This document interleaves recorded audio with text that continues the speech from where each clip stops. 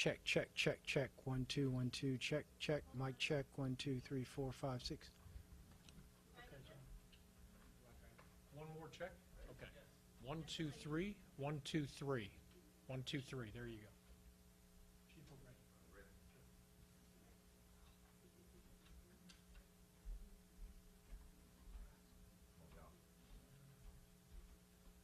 Come on up here.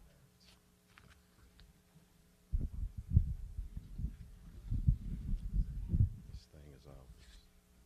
Is everybody ready?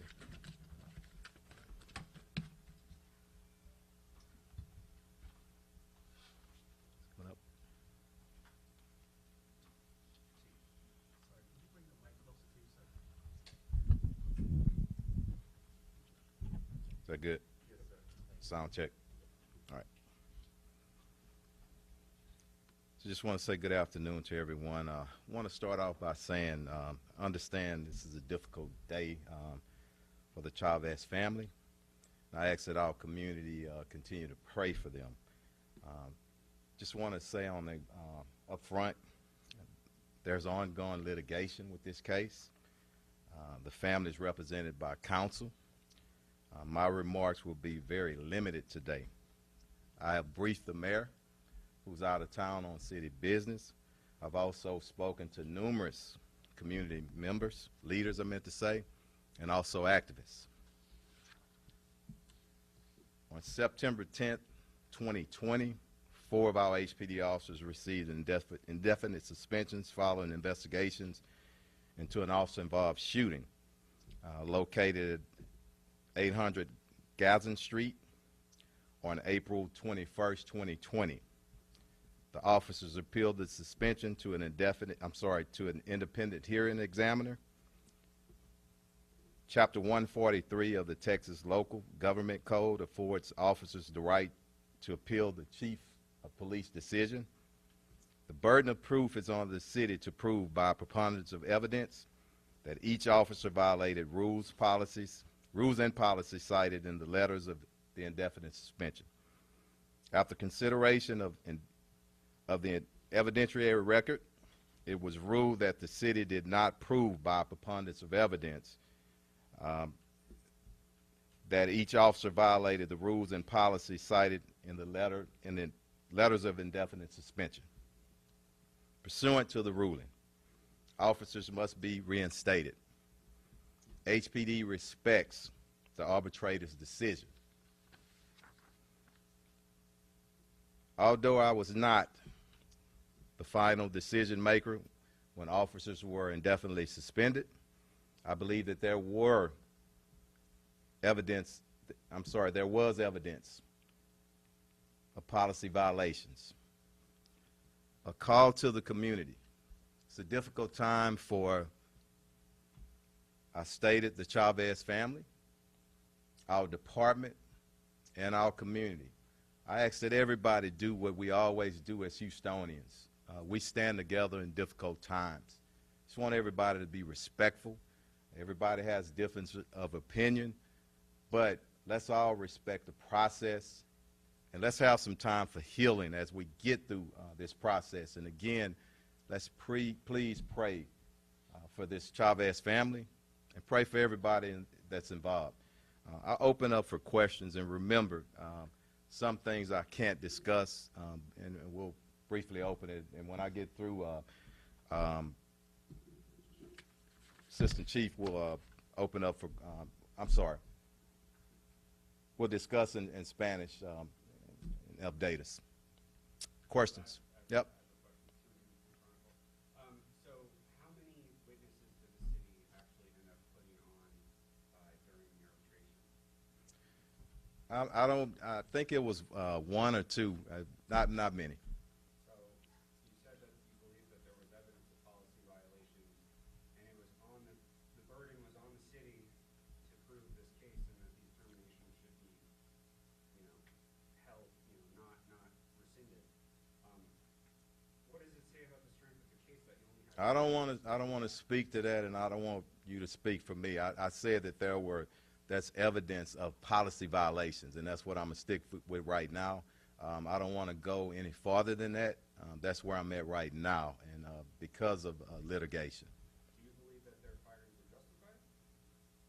That's what I'm going to stick to right now. Next question. Can you be specific as to what those policy violations were? No, I'm not going to speak to the actual arbitration hearing and whatnot. I'm just saying that we do feel that there were policy violations. Can you talk about what happens with these officers next? How fast they'll be back on the force? Are they on the force now? We just, they're going to be reinstated, as I said.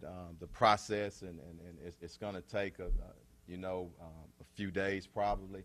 I don't know. We just received this information today, this morning. Do these officers receive any kind of back pay for the time that they were not on the force? That's part of their ruling. They will receive back pay. What I do want to say, they've been away from the department almost 2 years, and there will be reintegration training, also additional training, just as any other officers are involved in critical incidents. We always look for ways to reemphasize training. And I believe 5 officers were fired initially by former Chief Acevedo, 4 being reinstated. Is there a reason the 5th is not going back or coming back? In this particular case, I believe we so. had we had 1 sergeant and 3 officers. Okay. Anything else? Chief, we've seen time and time again where officers encounter a suspect, police give commands, the suspect doesn't comply, and then multiple shots are fired on the suspect. Could you talk about what the policy is as far as that goes? I mean, 21 shots seems. Whenever, I don't want to get into specific shots. I will tell you this, the sanctity of life is important, is the highest priority with our agency. And far as using deadly force, okay, the measuring stick is objectively reasonable under those circumstances at that particular moment. So we expect all of our officers to respect that and go by that. And moving forward, if there's ways that we can make improvements, we always are willing to do that, and that's what we'll do as an agency. We'll continue to do whatever we can to improve our performance out in the field. Let me get her, and I'll come back to you. Yeah. In the 2 years, have there been any specific policy changes, and if so, what's changed surrounding mental health issues, and any policy changes that would be further to this issue here? Well, I want to say one thing. As far as the training, just a re-emphasis on things that we were already doing, but scene management, constant assessing of the threat, more ballistic shields in the field where we can deal with suspects that have straight edge weapons or possibly tasers or whatever it may be. So we're always looking at ways to improve. And I want to say a huge thing too, with the opening of our tactical village, more scenario-based training. It speaks, we all know that that's the best kind of training. It takes a lot of time and it's a lot of money, but it's something that we can do more, with our tactical village out at our training academy. So we're looking for that, looking into that. Chief, I just want to make sure I'm clear, so no specific policies have changed, but there's been increased training. Yes, yes. And it could be, let me double back down on policies. Yeah, okay. And then, Chief, you said you asked for prayers for the Chavez family. It's obviously a Yes. difficult time for them. Have you personally communicated to them that these officers were going to be? Unfortunately, and thanks for asking that, I'm huge in reaching out to families. That's just a part of me. But because they're represented by counsel, I can't reach out to them. But I hope the family is looking and listening, as our community. I want everybody to pray for them. It's very difficult when you lose a family member, okay? It's difficult on the police department as well. And I just want us all to take a chance for some healing and know that we're going to do the best that we can do for whatever improvements that we have to make with our agency. Chief, you said these guys are going to be trained. Are they going to hit the streets first, or will you train them before they hit? Never hit the streets first. It's always following training, reintegration training. Remember, again, they've been away for 2 years, almost 2 years. So, yeah. Yeah, I guess I just have a question here. You talked about wanting to go into the community for the Chavez family, but, sitting outside of all this, it looks like the shooting happened got fired. There was no charges of any kind. Federal lawsuit looks like he'll probably get dismissed. Now the officers are back on the force. So what does this send about, what message does this send to other officers about the police department's ability to discipline officers that they think are acting out of line? I'm not going to go there. I think we're going to do the right thing here. I said department, I said community, and I said the family. That includes everybody, and I'm going to leave it at that, okay? One more question. Thank y'all. In Spanish, Chief Garcia, thanks.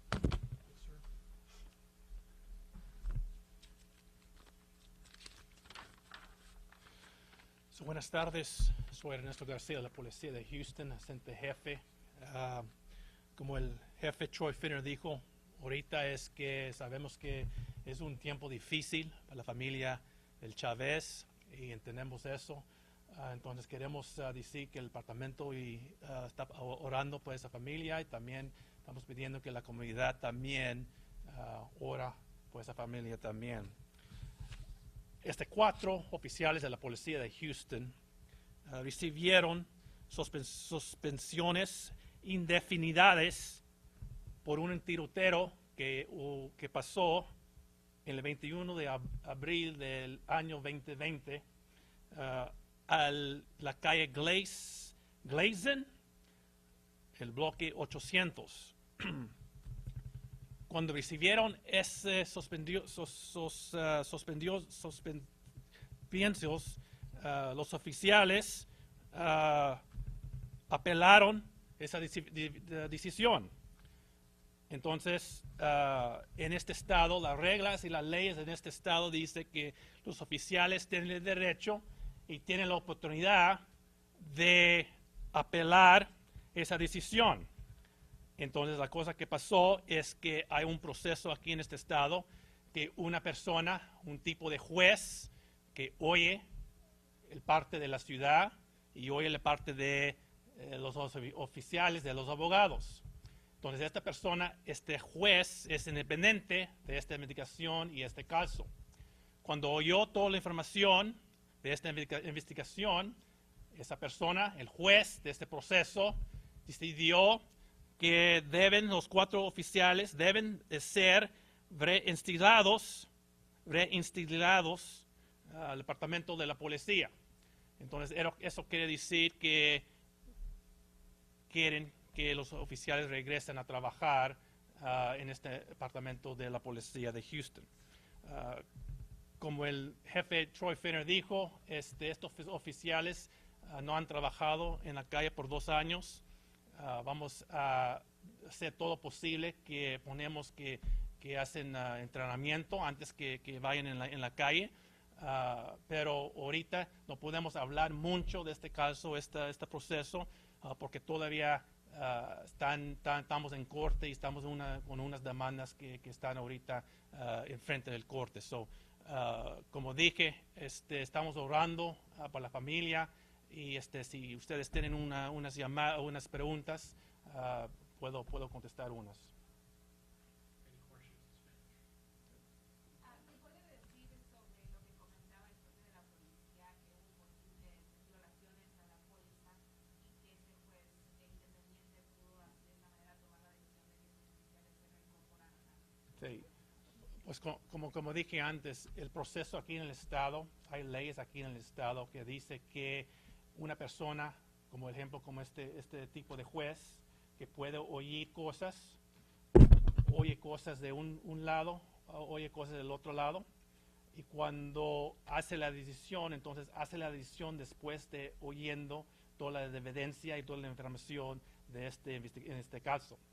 Entonces, las leyes dicen que si ese juez hace la decisión, entonces el departamento de la policía necesita seguir esa decisión. ¿Qué mensaje tienen ustedes para la familia Chávez, quienes sabemos han entablado una demanda? Ellos no están de acuerdo con lo que se tomó y se decidió sobre el caso, desestimar estos cargos contra los oficiales. ¿Qué les tienen que decir? Sí, pues no puedo hablar de eso. Como dije, hay demandas ahorita con el corte, hay enfrente del juez que está haciendo más decisiones de estas demandas. pero como dije, estamos ahorrando y sabemos que este día es bien difícil para ellos, pero vamos a seguir adelante y estamos también pidiendo al comunidad también que ayudamos, que seguimos adelante de esto. ¿Y saben cuándo se van a reincorporar los oficiales? ¿Es cuestión de días, semanas? ¿Y van a también a recibir algún tipo de entrenamiento adicional? Sí, van a recibir un tipo que van a estar en entrenamiento, pero no sé si va a ser semanas, meses, no sé. Va a depender de cómo va el entrenamiento. Do we need to clarify anything on the training question possibly? But I think we answered it. Well, I Yeah. think some policy, Right. policy Right. changes, Right. Yeah. We. I just want to make sure. I just want to be clear. We evaluate, we reevaluate things, and we put emphasis on training. As far as policy, we did put out training tapes, but policy was there, okay? But we did put out training tapes, and we will, every time there's a critical incident, we always look at ways that we can reemphasize or improve things, okay? And that's what we did in this case. Okay. Just overall training of what's whatever is pertinent to this particular case and any other case. Okay, it's no different. Anytime we have a critical incident, we always going to look at that. Okay. Chief, I'm sorry. Yep. Yep. Well, no, St. John, we're done with that. Can you just say if you feel like it was appropriate for these guys to be fired in the first place? No, I'm not going there, Sinjin. I'm not here for that, and we'll move on. The most important thing, and I want everybody to understand this, it's difficult. It's emotional. You got families involved. You got the department involved, our community. So I don't want to get up here and go. That's where it is right now, and we want to be respectful. Talk to you later, okay? Yes, one more. Will the Yep. officers be trained on the same policy that you work, or they are going to be trained on the new? Whatever training that we need to train them on, we will, and it's the reintegration training. They've been away for 2, and whatever else that we're going to train them on, but they will receive additional training before they're assigned. Okay. Okay. Thank y'all. All right. Thanks.